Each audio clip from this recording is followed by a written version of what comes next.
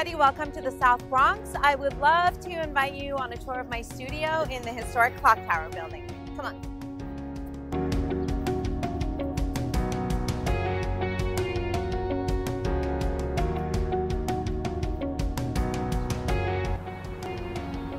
Before we go inside, I really want to show you my rooftop. It is the ultimate playground for a photographer. I set up backdrops up here. I do dance shots up here. I do headshots up here. It is absolutely magnificent, and I can never get enough. So this is my studio, and a bit of a sanctuary for me.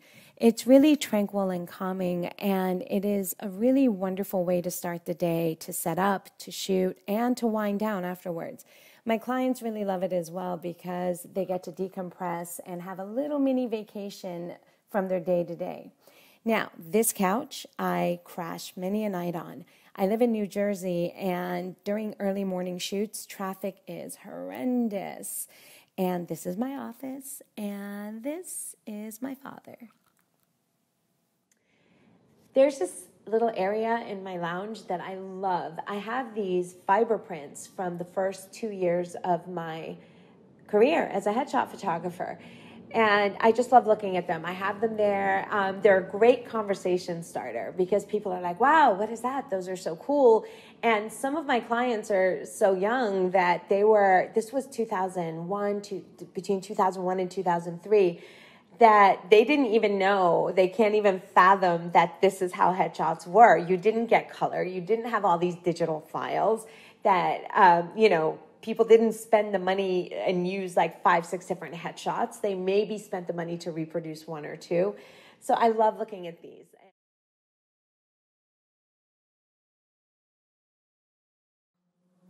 So it all started about 17 years ago while I was in graduate school getting my MFA in theater.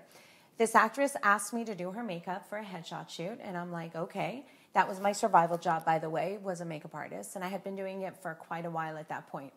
And I went to the shoot, did her makeup, and her and the photographer were not getting on that well. It was just this tiny, dinky little rental space, and I think he was a student, I'm not sure, but he left.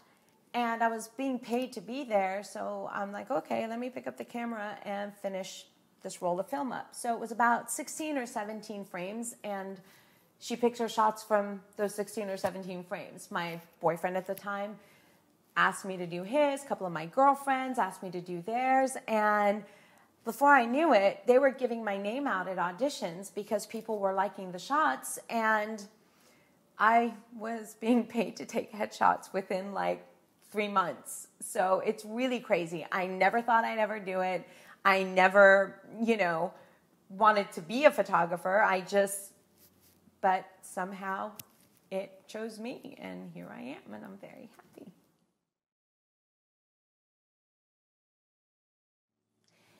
I just love shooting people, but my genre has been headshot photography for the last 17 years.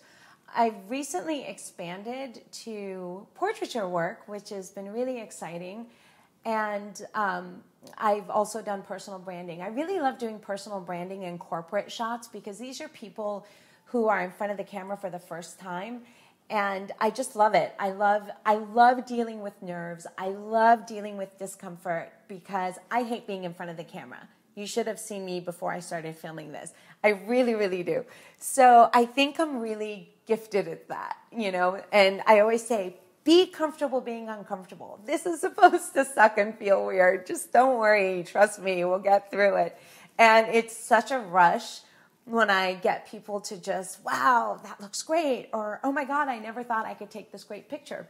So to sum it up, I am a very happy New York City headshot photographer for actors and portraits, and I am also a dance photographer, which I started about 7 years ago, and personal branding has evolved, and now I'm stepping into portraiture as well.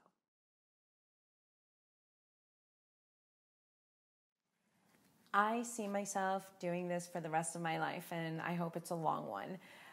I love what I do. I've never really been burned out. I've had bad shoots. I've had bad days, normal amount like everybody. I've had clients who have not been very nice, but I just keep focusing on the duty of the kind of work I'm doing. I have a specific The photography I do has a specific job. It's often the first impression an actor makes.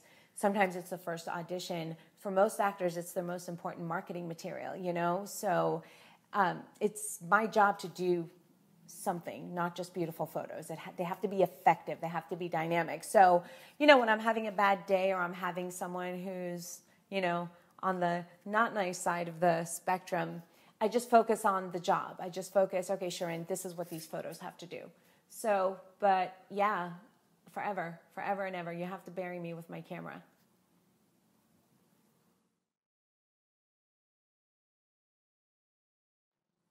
I love my studio.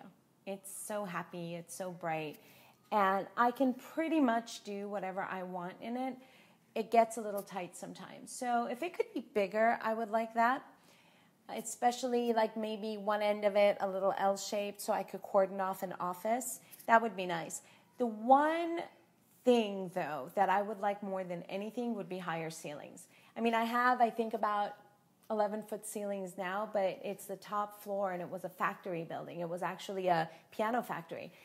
And the pipes are low, so it's a little hard. I don't want to cut my V-flats down from 8 feet, but sometimes I have to. They just slam against the pipes, and I'm very clumsy, so it tends to be a little clunky moving around. So higher ceilings, bigger, and that's it. Not much bigger, maybe 300-400 square feet. Is that a lot? I don't know. Yeah, but overall, I love it.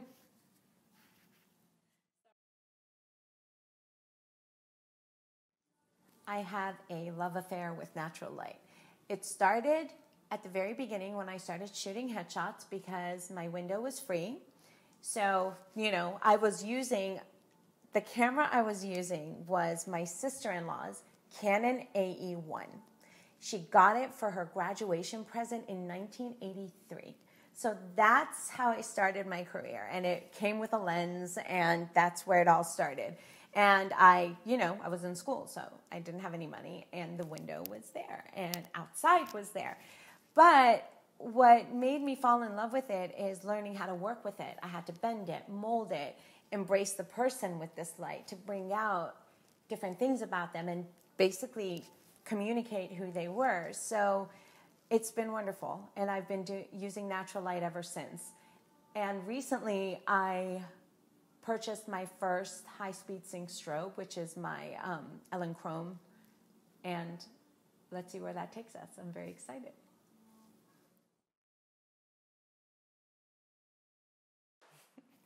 Am I comfortable selling and marketing? No, I am not. I have been word of mouth from day one, and it's kind of cool, but I've always had this underlying fear of what if this well dries up.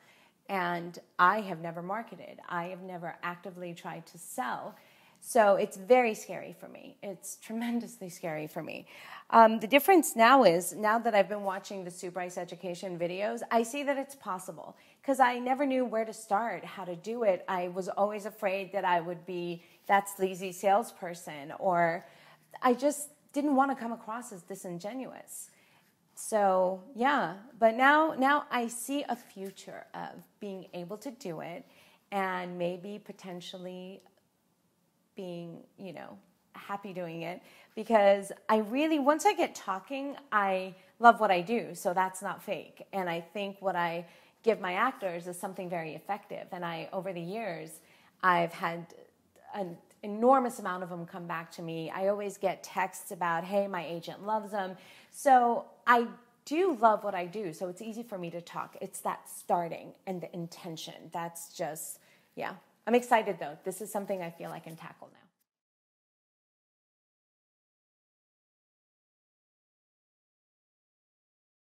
If I could go back and talk to myself when I first started, I would tell myself to start marketing and learn how to market.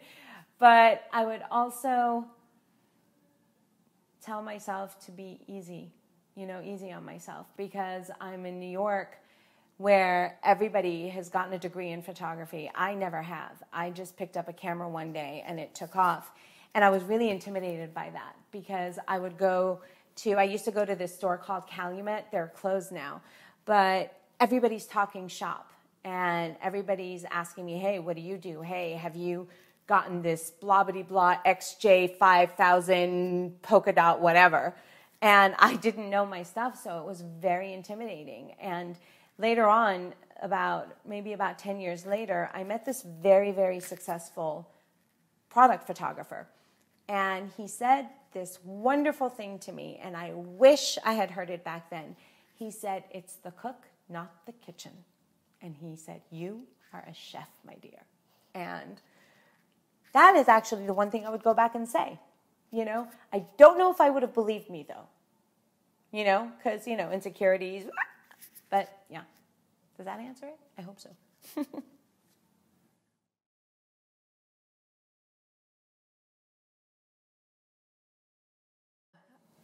The thing that has most affected me and where I am today is my battle with cancer.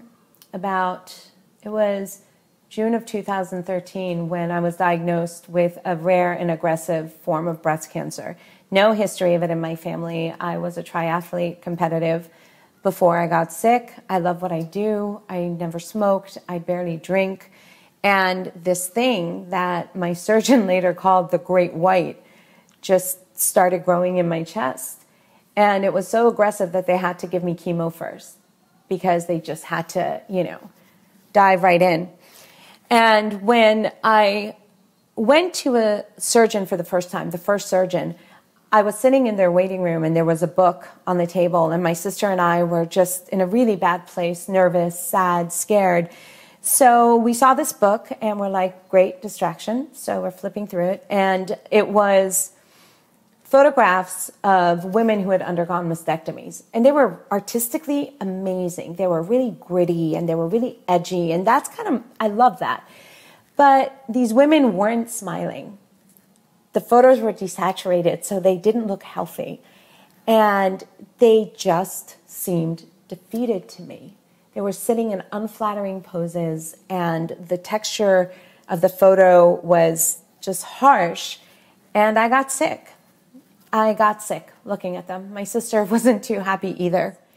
I had my first appointment with my oncologist, and I met this really, really sweet woman, and she was trying to cheer me up, and she said that, oh, honey, don't worry, in a year we're going to celebrate welcoming you into the Sisterhood of Survivors.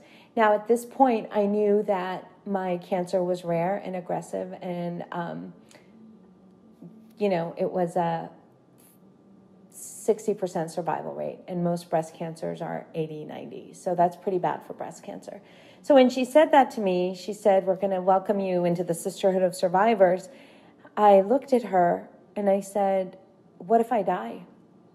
I didn't mean to be mean, you know, I just, I'm like, I don't get celebrated. And then all of a sudden, these images of pink ribbons and Survivor Day and Survivor parades and everything, I started to feel a little resentful because I'm like, what about while we're fighting? What about while we're in treatment? You know, and that just, and you know, I was not angry at her. It just brought the reality of that to me. And I think it was a few weeks after, and I think I was in my second chemo when it hit me that I need to make the book that I needed that day in the surgeon's office. And I really didn't sit and think about it and decide, what if I try this? Or maybe I should try that. It just boom, boom, boom came to me. The name, I Am Warrior, done. I'm going to feature women who are undergoing different stages of treatment, done.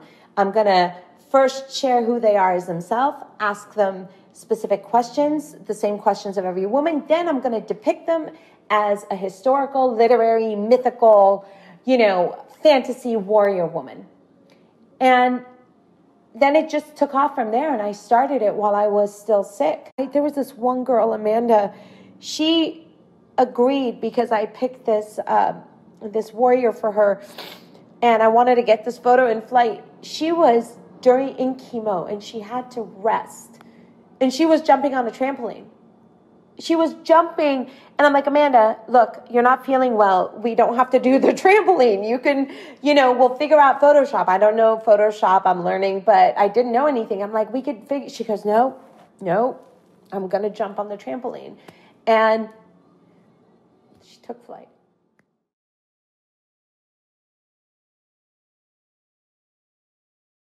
What inspires you most? People are my inspiration.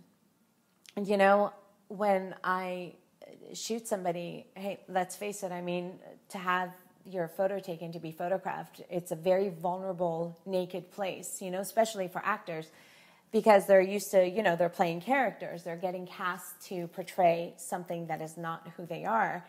And when they're in front of my camera, it's like, wait, what? I can't hide behind anything. I have to be me. So watching them battle that is so inspiring for me. And it's an honor that they're putting that responsibility in my hands. Their career is depending on it. I get to play this tiny little part and maybe helping them move forward. So they inspire me, and the trust they put in my hands, and watching them overcome their fears, watching them overcome just their nerves. And they share stories with me. How they always talk about the hairstylists, the clients talk about all their private lives and advice, and it's like a therapist. With me, the amount that my clients share with me, it blows me away. I feel like they trust me. I feel like they feel safe. It's nurturing. So I see them, I'm like, wow, all this horrible stuff has happened to them. And they're here, focused, working hard.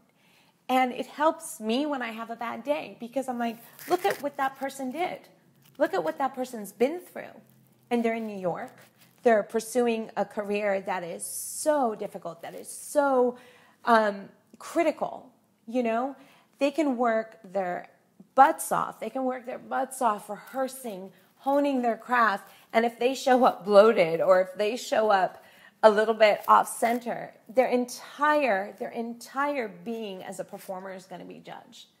I mean, you see a cardiologist standing outside of a hospital on a smoke break, but he's still making millions of dollars and he has the respect of everybody. With actors, it's really hard for them. It's really hard for them. And now when I'm bringing people that are not actors into my studio for the portraiture, and everybody has a fear. Everybody has a vulnerability. And when you have your photo taken, you're putting a very brutally honest mirror in front of yourself and watching people, witnessing people just bloom and evolve in front of my lens. There's nothing more inspiring, not just as a photographer, as a woman, as a human. Yep.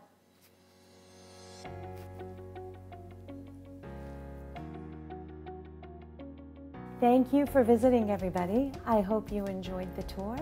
I would love to say goodbye by sharing with you some of the work I've been doing since I decided to add the genre of magazine style portraiture to my studio.